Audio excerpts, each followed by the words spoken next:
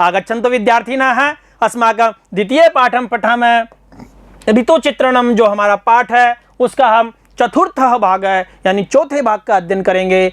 विद्यार्थियों, इससे पहले हम 3 भागों का अध्ययन कर चुके हैं। पहले भाग में हमने पाठ परिचय जाना, पाठ का परिचय किस प्रकार का है, पाठ में किस प्रकार से आदि कवि वाल्मीकि का वर्णन जाना, रामायण का वर्णन जाना, ऋतुओं का वर्णन जाना। उसी प्रकार से दूसरे भाग में हमने बसंत ऋतु के बारे में पढ़ा बच्चों, और तीसरे भाग में हमने पढ़ा वर्षा ऋतु का वर्णन। आइए वर्षा ऋतु के बाद में हमारी ऋतु आती है शरद ऋतु, और शरद ऋतु का वर्णन देखते हैं बच्चों। और शरद ऋतु हमें बहुत कुछ, न तो ज़्यादा ठंडी होती है न ही ज़्यादा गर्म होती है, बहुत प्यारी ऋतु होती है। सबसे अच्छा विद्यार्थियों के लिए ये समय होता है शरद ऋतु का और बसंत ऋतु का। तो शरद ऋतु का वर्णन देखते हैं बच्चों। आइए पहले पद्य की ओर चलते हैं हम। जलम प्रसन्नम कुसुम प्रहासम क्रौंच शवनम शालिवनम विपक्वम मृदुश्च वायुर्विमलश्च चंद्रः संसन्ते वर्ष व्यपनीत कालम। 7वां पद्य है इस पाठ का, और ये वाल्मीकि रामायण के किष्किंधा कांड से बच्चों ये लिया गया है। उसका जो 30वां सर्ग है उसका 53वां ये श्लोक है बच्चों। तो इसको हम एक बार फिर से देखते हैं बच्चों। जलम प्रसन्नम कुसुम प्रहासम क्रौंच शवनम शालिवनम विपक्वम मृदुश्च वायुर्विमलश्चंद्रः संसन्ते वर्ष व्यपनीत कालम। मृदुश्च वायुर्विमलश्च चंद्रः संसन्ति वर्ष व्यपनीत कालम। बच्चों आइए इसका अन्वय हम देखते हैं। सबसे पहले अन्वय में हम देखेंगे कुसुम प्रहासम प्रसन्नम जलम क्रौंच सवनम विपक्वम शालिवनम। ये शरद ऋतु के लक्षण है। श्री राम जी लक्ष्मण जी अपने अनुज से कह रहे हैं। मृदु वायु च विमलः चंद्रः च वर्ष व्यपनीत कालम शमसंती। तो 7वां पद्य बच्चों कुसुम प्रहासम क्या कहते हैं? कुसुम प्रहासम यानी खिले हुए फूलों से युक्त, खिले हुए फूलों से युक्त जो शरद ऋतु होती है वह कैसी होती है उसका वर्णन है इसमें। तो वो क्या होती है? खिले हुए फूलों से युक्त प्रसन्न जलम, प्रसन्नम जलम, और उससे युक्त, खिले हुए फूलों से युक्त कैसा जल? प्रसन्न जलम यानी स्वच्छ जल होता है इसमें। शरद ऋतु में खिले हुए फूलों से युक्त स्वच्छ जल होता है। क्रौंच शवनम यानी क्रौंच जो पक्षी होता है, वाल्मीकि ने पहला श्लोक क्रौंच पक्षी के बारे में था, और वही क्रौंच पक्षी का क्या होता है? उसकी आवाज होती है इस ऋतु में, शरद ऋतु में। और विपक्वम यानी पका हुआ, क्या? शालिवनम, शालिवनम है ना जो धान है, वो धान का जो खेत है, शालिवन यानी धान का जो खेत है वो इस समय क्या होता है? पक्व होता है यानी पका हुआ होता है। और कहता है मृदु वायु, मृदु यानी कोमल, वायु यानी वायु, कोमल शीतल जो वायु होती है वो इस समय होती है। विमल चंद्र च विमलः चंद्र है, और विमल का अर्थ हुआ स्वच्छ। इस समय चंद्रमा कैसा होता है? स्वच्छ होता है। च वर्ष व्यपनीत कालम संसन्ति, और ये किसके लक्षण हैं? वर्ष यानी वर्षा ऋतु के व्यपनीत यानी व्यतीत होने का काल ये बतला रहे हैं। अर्थात इस समय वर्षा ऋतु के लक्षण जाने के लक्षण दिखाई दे रहे हैं, और वर्षा के बाद में आने वाली ऋतु अर्थात शरद ऋतु के ये लक्षण दिखाई दे रहे हैं। यानी कुसुम प्रहासम खिले हुए फूलों से युक्त स्वच्छ जल, क्रौंच पक्षी की आवाज, और पके हुए धान के खेत, मृदु वायु और स्वच्छ चंद्रमा, ये सब किसके हैं? वर्षा ऋतु के व्यतीत होने का समय, वर्षा ऋतु के व्यतीत होने का समय तथा शरद ऋतु के आगमन की सूचना ये दे रहे हैं। ये आगमन के सूचक हैं। इसको एक साथ भी देख सकते हैं बच्चों। खिले हुए फूलों से युक्त स्वच्छ जल, क्रौंच पक्षी की आवाज, पका हुआ धान का खेत, कोमल शीतल वायु, कोमल शीतल वायु, और स्वच्छ चंद्रमा, ये सब क्या है, वर्षा ऋतु के व्यतीत होने के बाद में आने वाली शरद ऋतु की क्या दे रहे हैं, ये सूचना दे रहे हैं, सूचना दे रहे हैं। अर्थात ये सभी दृश्य शरद ऋतु के आगमन के सूचक हैं। तो इसमें कितना अच्छा वर्णन शरद ऋतु का किया है बच्चों, इसमें मैंने विशेष में बताया है। यहाँ कवि ने वर्षा काल के समाप्त होने के बाद में शरद ऋतु के आगमन पर प्रकृति के स्वरूप का सुंदर एवं यथार्थ चित्रण किया है बच्चों। इसके हम अर्थ भी दे सकते हैं, जो कठिन शब्द हैं। कुसुम प्रहासम यानी खिले हुए फूलों से युक्त, खिले हुए फूलों से युक्त। प्रसन्नम यानी स्वच्छ। क्रौंच सवनम यानी क्रौंच पक्षी की आवाज। विपक्वम यानी पका हुआ खेत। शालिवनम यानी धान का खेत। मृदु का मतलब कोमल, विमल का मतलब होता है स्वच्छ, और वर्ष व्यपनीत कालम यानी वर्षा ऋतु व्यतीत होने का समय, और संसंति यानी बतला रहे हैं। जलम प्रसन्नम कुसुम प्रहासम क्रौंच शवनम शालिवनम विपक्वम मृदुश्च वायुर्विमलश्चंद्र संसंति वर्ष व्यपनीत कालम। बहुत अच्छा पद्य है, कितना सुंदर वर्षा ऋतु के समाप्ति का इसमें वर्णन किया गया है। आइए अगले पद्य की ओर चलते हैं बच्चों। इससे पहले हम इसके व्याकरणात्मक प्रश्नों की चर्चा कर लेते हैं बच्चों। इसमें कहा है कि वर्षा ऋतु के बाद में अनंतरम शरद ऋतु हो आगमनम भवति, अर्थात वर्षा ऋतु हो अनंतरम शरद ऋतु हो आगमनम भवति, यानी वर्षा ऋतु के बाद में कौन सी ऋतु आती है बच्चों, शरद ऋतु आती है। और तस्मिन ऋतु सर्वत्र स्वच्छम जलम, और उस ऋतु में सभी ओर कैसा जल रहता है, स्वच्छ जल रहता है। विमलः चंद्रमा, और स्वच्छ चंद्रमा होता है। परिपक्वम शाली क्षेत्राणि दृश्यन्ते, और सभी ओर पके हुए धान के खेत दिखाई देते हैं। शरद ऋतु जब आती है, वर्षा ऋतु जब समाप्त होती है। प्रसन्नम प्र प्लस सद प्लस इक्तः, इस इक्तः का तय बचेगा और तय का हो जाएगा न, और इस दय का भी न हो जाता है, रूप बनता है प्रसन्नम।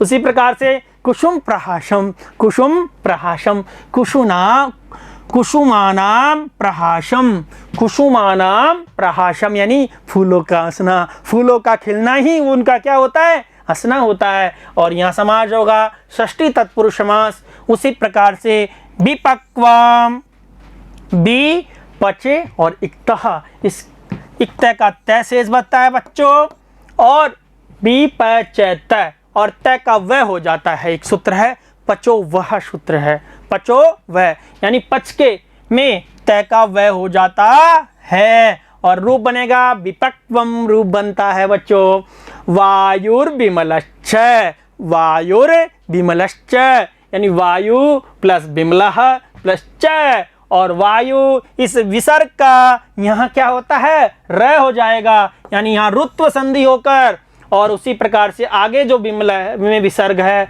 इसका स होकर, और इसका ये स हो जाता है। कौन से सूत्र से, स्तोश्चुनाश्चु सूत्र से हो जाता है। तो यहाँ दोनों संधि है, रुत्व संधि, शत्व संधि। शत्व का श आता है और श का श हो जाता है, तालव्य शकार हो जाता है बच्चों।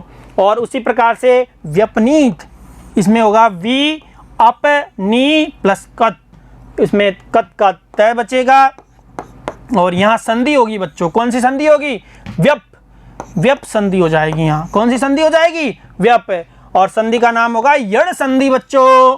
कौन सी संधि होगी यहाँ, यण संधि। कौन से सूत्र से, इको यणची सूत्र जो ये कहता है इक के स्थान पर यण हो जाता है, ई उ रीलरी का यह वह रैलय हो जाता है। शालिवनम, जो शालिवन है यानी धान का जो खेत है, शालिनाम वनम धान के खेत। तो इसमें कौन सा समास होगा, षष्ठी तत्पुरुष समास, षष्ठी तत्पुरुष समास। और यहाँ भी कौन सा छंद है, अत्रोपजाति छंद है, यहाँ भी उपजाति छंद है। बहुत प्यारा छंद है बच्चों। आइए हम अगले श्लोक की ओर चलते हैं। अगला श्लोक है हमारा, बादल किस प्रकार से वर्षा से पृथ्वी को तृप्त कर देते हैं, संसार को कैसे तृप्त कर देते हैं, नदियों और तालाबों को कैसे भर देते हैं, और इसको वसुधा को, धरती को कैसे कर देते हैं। तो आइए श्लोक की ओर चलते हैं। लोकं सुवृष्ट्या परितोषयित्वा, लोकं सुवृष्ट्या परितोषयित्वा, नदीस्तटाकानि च पूरयित्वा। बहुत सुंदर है बच्चों। निसंपन्न सस्यां वसुधां च कृत्वा, त्यक्त्वा नभस्तोयधरा प्रयाता, लोकं सुवृष्ट्या परितोषयित्वा, नदीस्तटाकानि च पूरयित्वा, निसंपन्न सस्यां वसुधां च कृत्वा, त्यक्त्वा नभस्तोयधरा प्रियाता। वाल्मीकि रामायण के किष्किंधा कांड का जो 30वां सर्ग है उसका ये 57वां श्लोक है बच्चों। आइए इसका अन्वय देखते हैं मेरे प्यारे बच्चों। तोयधरा सुवृष्ट्या, तोयधरा सुवृष्ट्या, लोकं परितोषयित्वा, लोकं परितोषयित्वा, नदीः तटाकानि च पूरयित्वा। बादल जो वर्षा ऋतु का समय है, वसुधां च निसंपन्न सस्यां कृत्वा, नभः त्यक्त्वा प्रियाताः। तोयधरा यानी जो बादल है वो क्या करते हैं? सुवृष्ट्या। तोयधरा का मतलब जो बादल है वो सुवृष्ट्या यानी अच्छी वर्षा से, अच्छी वर्षात से अच्छी वर्षा करके, यहाँ तृतीया का रूप है ये। लोकम परितोषयित्वा, संसार के प्राणियों को, लोक यानी संसार को या संसार के प्राणियों को क्या करते हैं? परितोषयित्वा यानी परितोष करके, अर्थात उनको संतुष्ट करके बच्चों। नदी ही नदियों को, और तटाकानी यानी तालाबों को, यहाँ द्वितीय बहुवचन का रूप है, यहाँ भी द्वितीय बहुवचन का है, यानी नदियों को और तालाबों को च पूरयित्वा, उसको भर के बादल बरसात जब होती है वो नदियाँ और तालाबों को क्या करती है? भर देती है। वसुधां च निसंपन्न सस्यां कृत्वा, और पृथ्वी को क्या कर देती है? निसंपन्न सस्या यानी निसंपन्न यानी खेती बाड़ी से निसंपन्न हो गया, अर्थात पृथ्वी को खेती बाड़ी का कार्य संपन्न होने वाली, खेती बाड़ी का पृथ्वी पे जब वर्षा ऋतु समाप्त होती है, शरद ऋतु जब आती है, तब क्या होते हैं? खेती बाड़ी का जो कार्य होता है वो लगभग समाप्त हो चुका होता है। खेती बाड़ी से लोग तृप्त हो चुके होते हैं, खूब फसल पैदा करके, फसल का जो दान है वो दे करके, चक्रत्वा यानी करके, नभः त्यक्त्वा प्रियाता यानी आकाश को छोड़कर चले जाते हैं, आकाश को छोड़कर चले गए हैं। यानी तोयधरा सुवृष्ट्या यानी बादल अच्छी वर्षा करके, लोकम परितोषयित्वा संसार के प्राणियों को संतुष्ट करके, नदियाँ और तालाबों को पूरित्वा यानी भर के, वसुधाम जो पृथ्वी है उसको निसंपन्न सस्याम यानी खेती बाड़ी का कार्य संपन्न होने वाली बना करके नभः त्यक्त्वा प्रियाताः, नभः का मतलब बादल और त्यक्त्वा यानी छोड़ करके, प्रियाता यानी चले गए हैं। तो यहाँ इसको एक साथ भी देख सकते हैं। बादल अच्छी वर्षा से संसार के प्राणियों को संतुष्ट करके, नदियों एवं तालाबों को भरकर तथा पृथ्वी को खेती बाड़ी का कार्य संपन्न होने वाली बनाकर आकाश को छोड़कर चले गए हैं, अर्थात वर्षा ऋतु की समाप्ति हो गई है तथा शरद ऋतु का आगमन हो गया है। बच्चों ये आपके अच्छे से समझ में आया होगा। इसके कठिन शब्दों को देख लेते हैं बच्चों। तोयधरा का मतलब होता है बादल, सुवृष्ट्या का अर्थ होता है अच्छी वर्षा से, परितोषयित्वा का अर्थ होता है संतुष्ट करके, और तटाकानी यानी तालाबों को, पूरित्वा यानी भर करके, वसुधाम यानी पृथ्वी को, निसंपन्न सस्याम यानी पूरा हो गया है खेती बाड़ी का कार्य जिसका, प्रियाताः यानी चले गए हैं। इसको हमने देख लिया। लोकम सुवृष्ट्या परितोषयित्वा, नदीस्तटाकानि च पूरयित्वा, निसंपन्न सस्यां वसुधां च कृत्वा, त्यक्त्वा नभस्तोयधरा प्रियाता। ये शरद ऋतु का वर्णन है हमारे। तो आइए इसकी कठिन व्याकरणात्मक टिप्पणी को देख लेते हैं बच्चों। इसकी व्याकरण की जो टिप्पणी है, अस्मिन पद्य, जो ये पद्य है, हमने जो ये श्लोक पढ़ा है उसमें कौन सा छंद है? उपजाति छंद है बच्चों। उपजाति छंद में 11 वर्ण होते हैं, इंद्रवज्रा, उपेंद्र वज्रा और उपजाति। इंद्रवज्रा और उपेंद्र वज्रा का जो मिक्स होता है, मिश्रण होता है, वो कौन सा छंद होता है? उपजाति छंद होता है बच्चों। उसी प्रकार से वृष्ट्या, वृष धातु है, इसमें 3 प्रत्यय है और इसका क्या बचता है? ती बचता है बच्चों। और रूप बनेगा वृष्टि रूप बनता है, और वृष्टि का तृतीय विभक्ति एक वचन में रूप बनता है वृष्ट्या, और रूप क्या बनेगा? वृष्ट्या। उसी प्रकार से परिपोषयित्वा, परिपोषयित्वा यानी इसमें परि और धातु कौन सी है? पुष धातु है बच्चों यहाँ, लेकिन तुष लिख रखा है, लेकिन पुष धातु है। परि पुष प्लस निजंत धातु है, इसलिए इसमें कत्वा प्रत्यय हुआ और रूप बनेगा परिपोषयित्वा, परिपोषयित्वा। उसी प्रकार से पूरयित्वा, पूर्व में निजंत है और कत्वा प्रत्यय होकर क्या रूप बना? पूरयित्वा रूप बना बच्चों। क्या बना? पूरयित्वा रूप बना। और उसी प्रकार से निष्पन्न, निस उपसर्ग है, पद धातु है, कत प्रत्यय है और कत का क्या बचता है? तय बचता है बच्चों। और तय का न हो जाएगा यहाँ, और इस द का भी न हो जाता है और रूप बनता है निष्पन्न। त्यक्त्वा, त्यक्त्वा को देखते हैं तो त्यज धातु है, कत्वा प्रत्यय है, कत्वा का त्वा बचा और रूप बना त्यक्त्वा। प्रियाताः, प्रियाता में भी प्र उपसर्ग है, यह धातु है, कत प्रत्यय है, कत का तय बचा, तय का ता हुआ और रूप बना प्रियाताः, विसर्ग होके तो रूप बनेगा प्रियाताः। इस प्रकार से हमने इन 2 पद्यों का अध्ययन किया बच्चों। जो हमारा ये 8वां पद्य था, लोकम सुवृष्ट्या परितोषयित्वा नदीस्तटाकानि च पूरयित्वा निष्पन्न सस्यं वसुधां च कृत्वा त्यक्त्वा नभस्तोय धरा प्रियाता। इससे पहले हमने ये देखा कौन सा?